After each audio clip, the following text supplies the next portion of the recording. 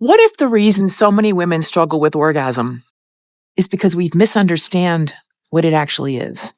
I'm standing at an ancient bathing site, a place people were coming to even before the Roman times. And what's fascinating is that this site has carried meaning across cultures for thousands of years. Long before Romans, these waters were associated with a deity, a god, connected to healing, sensation, and the body. His name was Bormo. Later, the Romans had their own idea of a god and integrated this god into their own system, associating it with Apollo, the god of health. And over time, the next generation built churches on structures like this. Right here, where I am, is this church that was built on top. So this isn't about belief systems. It's about how humans have interpreted the same experience of the body across time. Because places like this were not just about hygiene. They were about entering the body through heat, through sensation, through immersion, through repeated states of letting go. This is a practice of orgasm, right? Because this is exactly what we're talking about.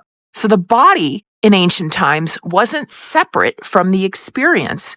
It was the experience. And what I study in my work is exactly this. Orgasm is not just a sexual event.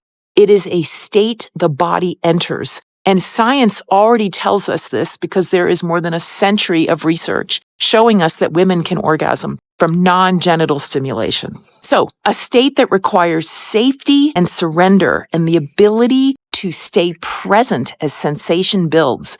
That is the buildup to orgasm. But in our modern culture, orgasm has been narrowed, reduced to sex, to performance, to something that's supposed to happen with enough stimulation, right?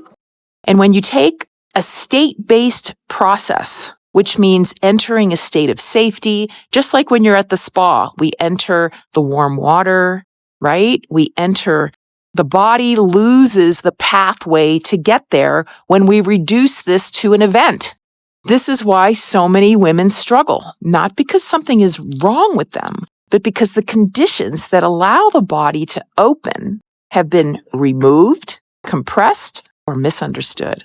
And when you stand in a place like this, you begin to see things differently, not as a problem to fix, but as a capacity that the body has always had and is capable of learning again.